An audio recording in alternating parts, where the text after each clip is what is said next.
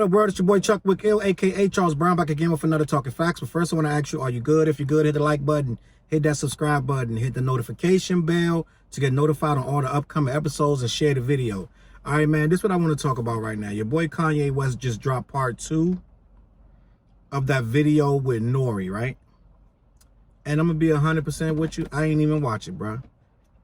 I started watching it. I probably got 15 minutes in. Maybe 20 minutes in, right?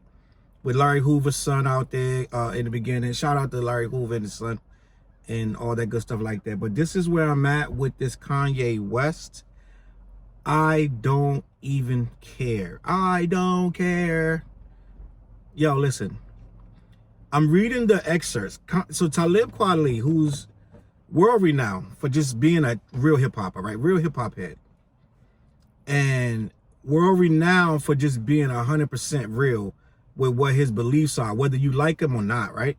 Whether you understand what he's talking about or not, and whether he's on Twitter doing way too much that got himself banned or not. This guy has always stood for something, right? Unlike Kanye, who flip-flop and switch and swap and do all his other stuff and is all over the place. So when I'm looking at the recent events with Talib Kweli and Kanye. So Kanye went on in the first half of the Drink Champs interview and said he never liked Talib Kweli's raps. Right? Mind you, during the whole Trump fiasco, and even in any fiasco that Ye has been in the past 6-7 years, Talib Kweli, against better judgment, mind you, has always defended Kanye every single time. It just unapologetically has always had his back, has always spoke well of him. The only time literally the only time he's ever even come close to crossing swords with this man was over the Donald Trump support.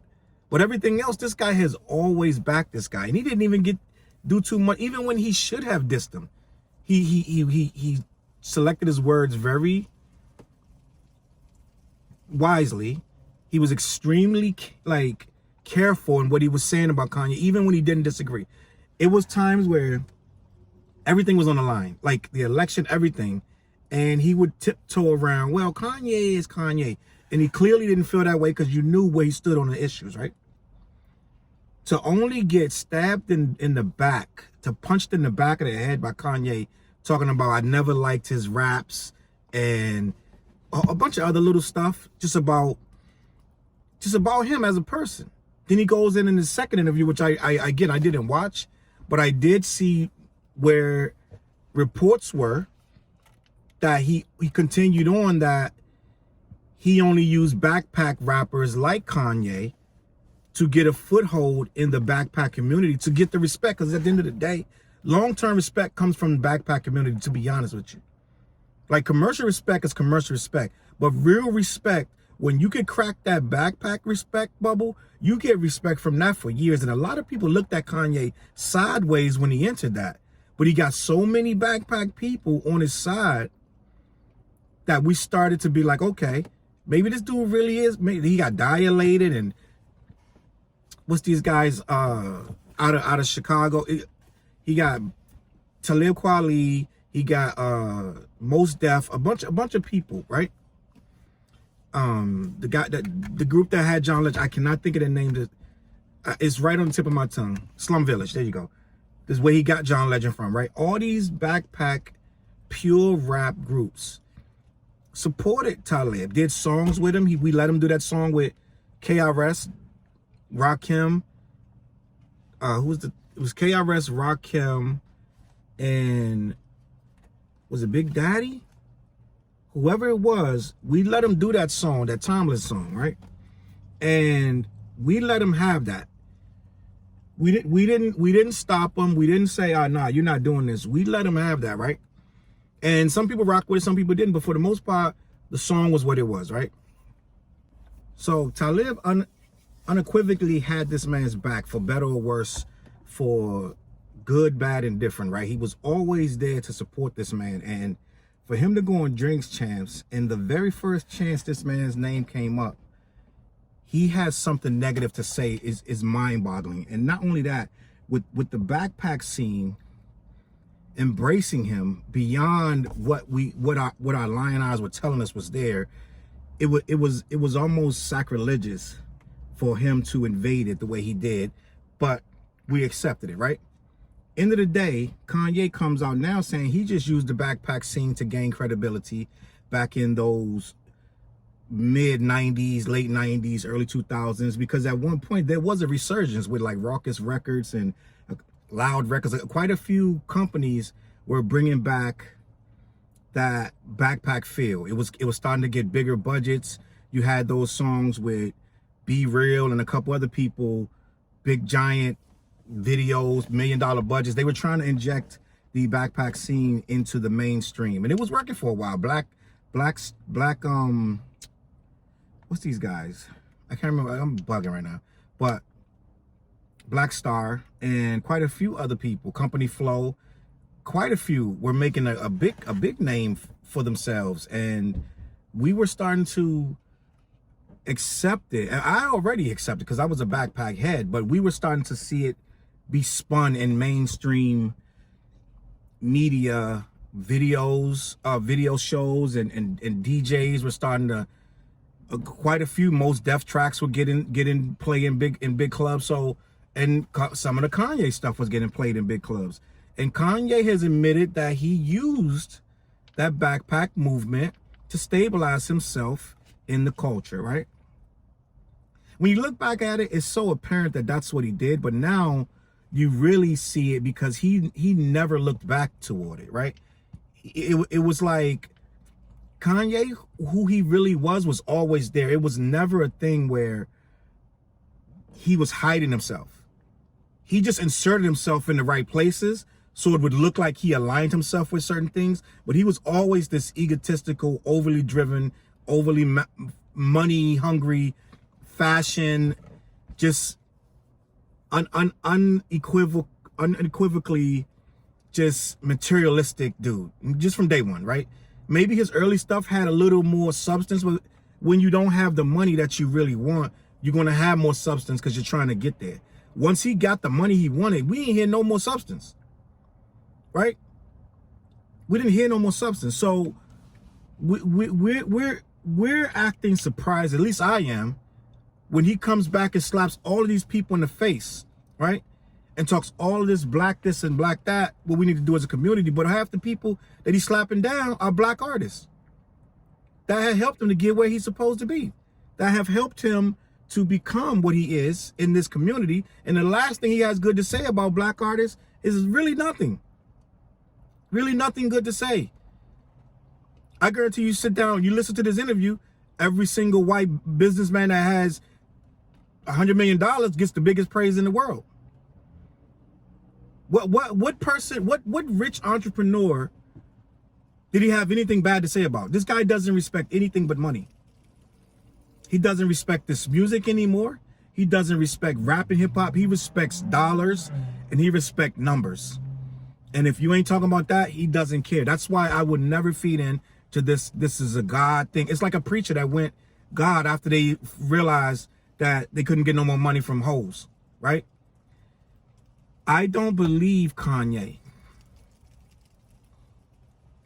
When you're going to go against everybody who rocked with you because they didn't vote for you, first of all, that is the actual definition of a narcissist, because you don't care about anyone else's feelings. You don't care about anyone else's opinions.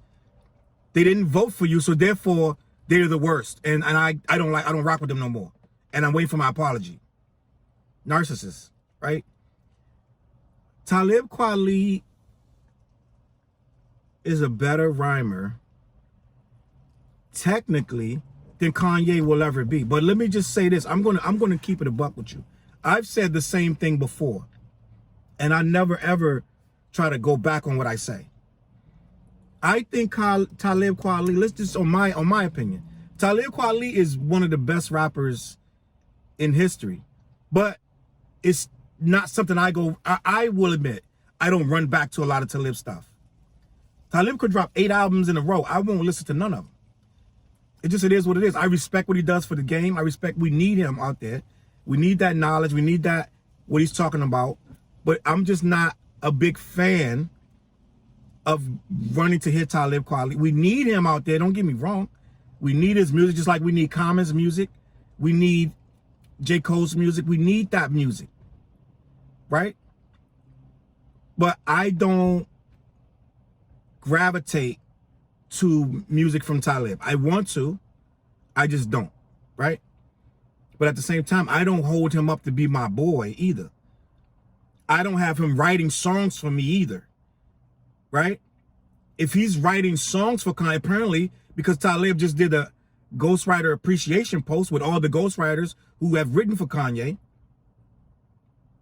right? And he put himself in the post.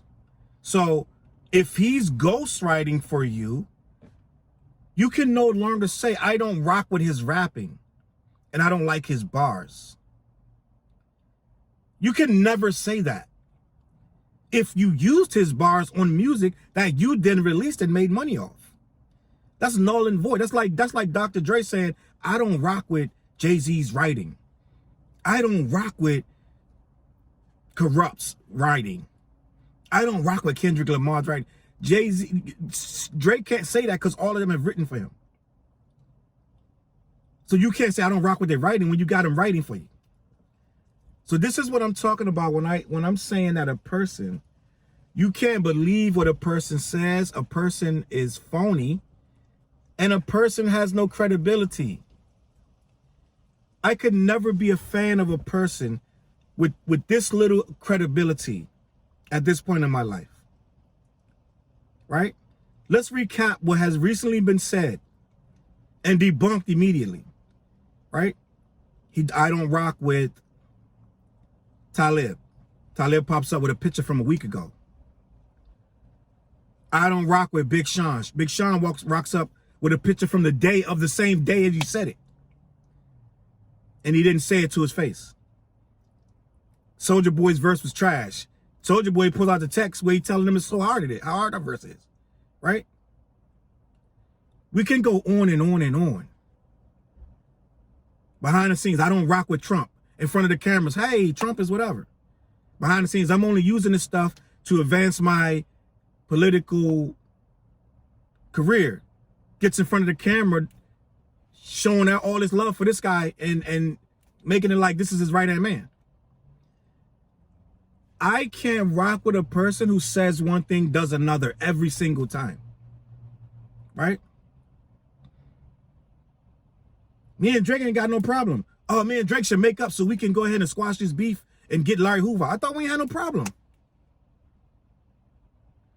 It's constant fakeness, constant distrust, constant saying one thing, doing another. Stands for absolutely nothing. Changes with the wind, right? One minute you rock with Candace Owens, then the next minute, oh, it was somebody else that turned me on to her. I really don't rock with her. Right? I can just go on and on.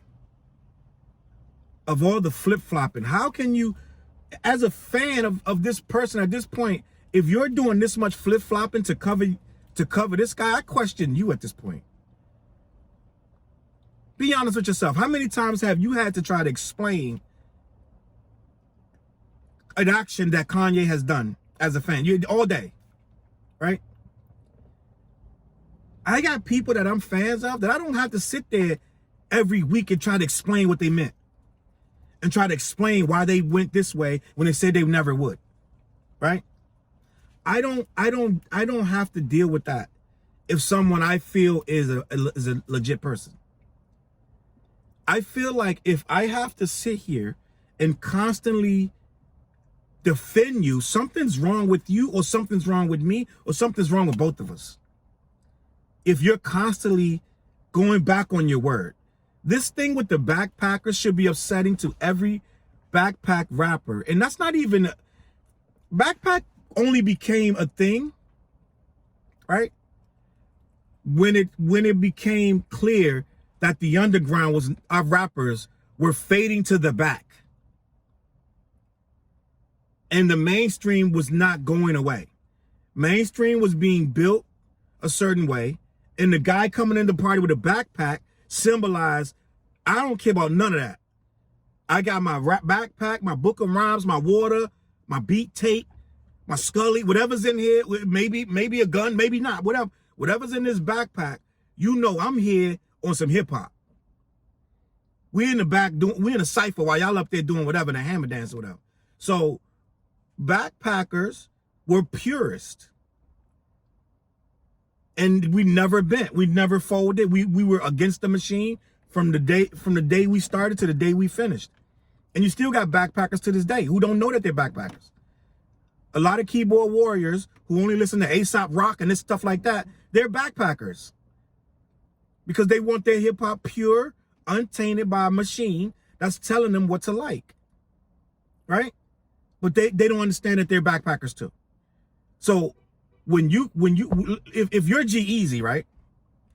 And you circulate through the backpack community for 2-3 years, getting that stamp from them, right? You're getting that stamp from Hobson and all these people. You're in that backpack community, and they start to accept you for what you are. They start thinking you're rolling with them. Then you jump back in your commercial lane. The backpack people still going to be like, well, I can still see that backpack in them. Right? And they still going to defend you and this and that. And that's what Kanye did. He went and got that love from the backpack community.